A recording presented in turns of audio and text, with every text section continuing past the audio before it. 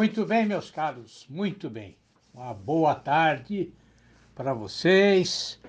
Olha, vocês vão me desculpar, mas hoje, assim, nós vamos ter um barulho aqui de fundo.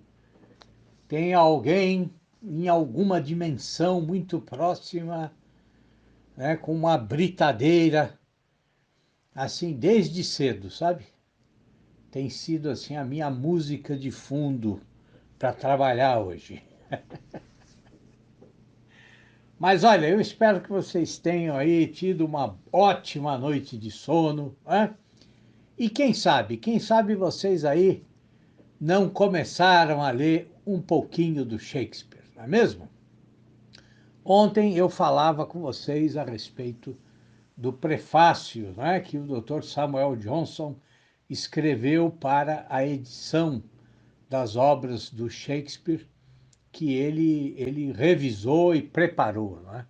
Essa edição foi publicada em 1765. Né? E no prefácio, o Dr. Johnson ele faz não só uma análise do estilo do Shakespeare, tá? Mas ele realiza um levantamento do que a crítica da época dizia sobre o Shakespeare. E ele também analisa as edições anteriores das peças, né? E chega, inclusive, a detalhes, porque fala, inclusive, das notas dessas edições. Assim, nós podemos não concordar com todas as observações do Samuel Johnson. Inclusive porque ele não fica só enaltecendo Shakespeare, né? Mas mostra aquilo que, na opinião dele, são defeitos. Né? Agora, é inegável que, quando a gente termina de ler o prefácio, nós ficamos com duas impressões. Né?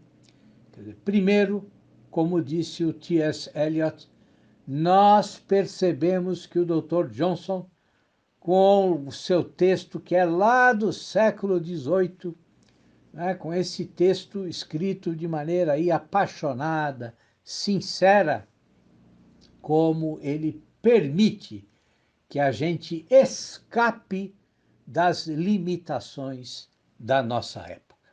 Tá? Bom, e essa é uma questão importantíssima. Escapar das limitações da nossa própria época. Tá? E é uma questão que não é que é necessária, é urgente, é uma questão indispensável, indispensável. Tá? A gente precisa escapar das limitações da nossa própria época. Né? Quer dizer, no que se refere exclusivamente aí aos estudos literários, né? O politicamente correto tem empobrecido de maneira radical os estudos e o debate. E tenta aí de todas as maneiras diminuir, tenta asfixiar a literatura, tenta restringir a leitura e a compreensão da literatura, forçando os estudantes a verem só o que o discurso esquerdista ou o discurso politicamente correto considera importante. Tá? Agora, quando você submete Shakespeare à ideologia política, o que acontece? Acontece que o Shakespeare deixa de ser um autor universal, que propõe questões para os homens de todos os tempos e se transforma num escritor limitado. E pior, quer dizer, num escritor idiotizado. Então vejam só. Desde antes do Dr. Johnson, ou seja, antes do século XVIII, até a metade do século XX, a avaliação positiva do Shakespeare só cresceu. Tá? A genialidade do Shakespeare sempre foi reconhecida. Quer dizer, já na primeira edição das suas peças, lá o Benjamin Johnson, que era um poeta, um dramaturgo contemporâneo do Shakespeare, ou seja, um cara lá do século XVI. O Benjamin Johnson já dizia que o Shakespeare não era de uma só época, mas de todas, né? Quer dizer, e depois vem todas aquelas avaliações que ressaltam a universalidade e a genialidade do Shakespeare, né? Avaliações do Samuel Coleridge, do Samuel Johnson, do John Dryden, do Alexander Pope, do John Keats, né? Bom, até mesmo na Alemanha, quer dizer, os românticos alemães, lá os famosos irmãos Schlegel, né? Que foram responsáveis pelas traduções do Shakespeare para o alemão, né? E que traduziram, inclusive, Camões, né? Também reconheceram o valor do Shakespeare, né? E essa avaliação positiva, bom, ela se firmou durante o século XX, né? A gente tem aí os trabalhos do Frank Kermode, né? Do Harold Bloom, né? Tem aquele ensaio magnífico escrito pelo Mark Van Doren, né? Bom, e essa é só uma parte ínfima da bibliografia elogiosa, né, que existe aí sobre o Shakespeare. Quer dizer, todos são unânimes nos elogios, né? Mostrando, como diz lá o Dr. Johnson, né, como Shakespeare aproxima o distante e torna familiar o extraordinário, né? Bom, mas agora vem os professores politicamente corretos e eles querem que a gente acredite que o Shakespeare é um escritor datado, ultrapassado, antiquado, né? Quer dizer, eles querem diminuir Shakespeare, né? Mas assim, há algum tempo aqui, há alguns anos, saiu um estudo extremamente corajoso, né, que denuncia os absurdos e as mentiras do politicamente correto, tá? E é um livro que vocês precisam ler, né? É o Guia Politicamente Incorreto da Literatura, escrito pela professora Elizabeth Cantor, e aí que foi publicado aqui no Brasil pela editora Simonsen em 2016. Tá? Eu fui lá na estante virtual ver se eu achava alguns exemplares e tem lá alguns exemplares. Quer dizer, eu não sei nem se esse livro ainda é comercializado nas livrarias. Eu realmente não fui na Amazon ver se tem lá para vender esse livro. Mas, se vocês não encontrarem, o editor do livro, o Rodrigo Simonsen, né, meu xará, meu amigo Rodrigo Simonsen, ele está lá no Instagram com esse nome mesmo, Rodrigo Simonsen. Bom, escrevam para ele, quer dizer, ele sabe onde é que vocês podem conseguir mais exemplares, tá? Bom, o que a professora Elizabeth Cantor mostra? Bom, ela mostra de forma muito didática o que esses professores de literatura não querem que vocês aprendam, tá? Ela denuncia por que eles querem que vocês estudem a literatura sempre pelo filtro politicamente correto. E mostra também como é que você pode estudar literatura sozinho, de maneira a ter a sua própria opinião. Tá? Bom, e eu falava em empobrecimento da análise literária, né? Empobrecimento do próprio Shakespeare, né? Bom, os exemplos que a Elizabeth Cantor usa são ótimos, tá?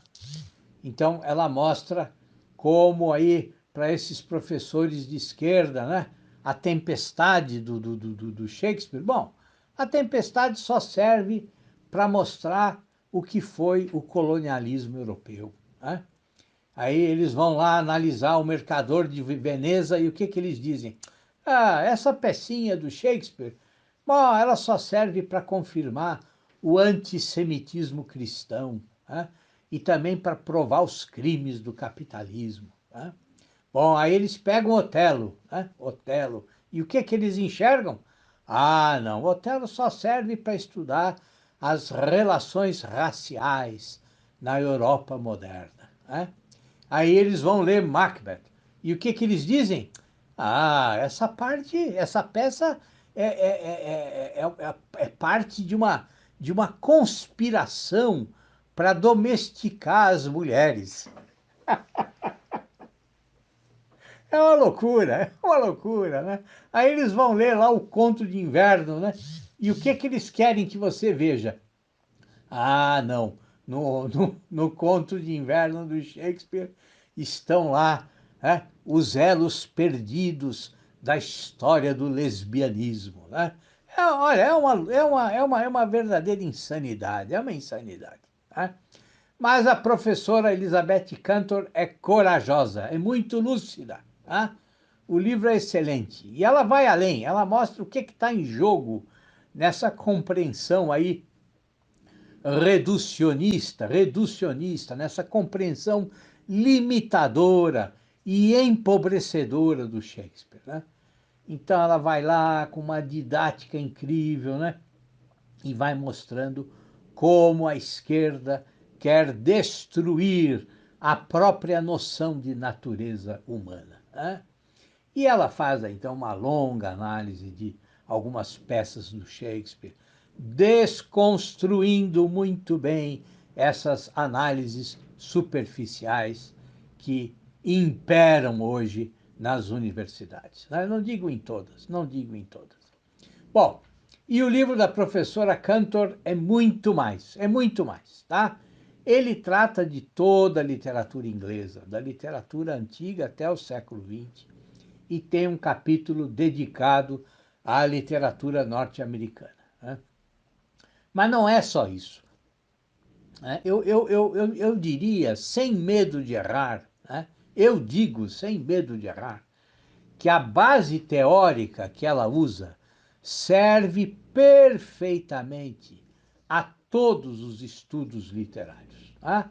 Não importando a língua, não importando o país.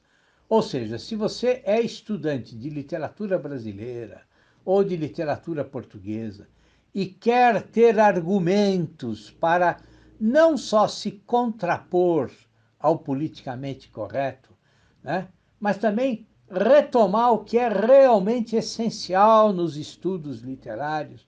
Bom, esse livro, esse livro vai ajudar muito você, tá? Há inclusive uma parte divertidíssima em que ela mostra como é que você precisa falar, quer dizer, que tipo de jargão você tem que usar se você quiser ser aceito aí pela turminha do politicamente correto, né? Então, assim, o livro todo é um enfrentamento claro desses bárbaros modernos, né? Que é como ela chama essa turma toda, né? Um livro inteligente, feito com uma ironia deliciosa, né? Ela vai esmiuçando os filtros ideológicos que esses doutrinadores utilizam, né? No seu trabalho de enganar os alunos, né? Bom, e aí então, quer dizer, você tem em mãos não só um manual para conhecer os clássicos, né? Mas, quer dizer, se você desconfia desses discursos acadêmicos que estão na moda aí hoje, né? Bom, esse guia vai aumentar ainda mais a sua desconfiança, né? E, claro, vai te ajudar a analisar a literatura fora dos limites impostos, né, pela universidade. Bom, mas eu dizia no início do áudio, né, que quando a gente termina de ler o prefácio do Dr. Samuel Johnson, né, que nós ficamos com duas impressões, né? Bom, e a segunda impressão qual é? É aquilo que o tradutor do prefácio aqui no Brasil, né, agora não me lembro o nome dele, é o que ele que tem um estudo dele, né, que serve como introdução ao prefácio do Dr. Samuel Johnson, tá? E ele diz, o que ele diz? Ele diz que é salutar revisitar aqueles escritores que não relegaram a ética a um segundo plano, né? Mas fizeram dela o fundamento da sua leitura. Ou seja, não bastasse toda a genialidade do Samuel Johnson, ele também é profundamente ético. Ah? Então é isso, meus caros. Por hoje está ótimo. Olha, vou deixar, inclusive, aqui, logo depois aqui do áudio, vou deixar uma foto, tá, da capa do livro da professora Elizabeth Cantor para vocês procurarem. Tá bom? Um grande abraço, pessoal.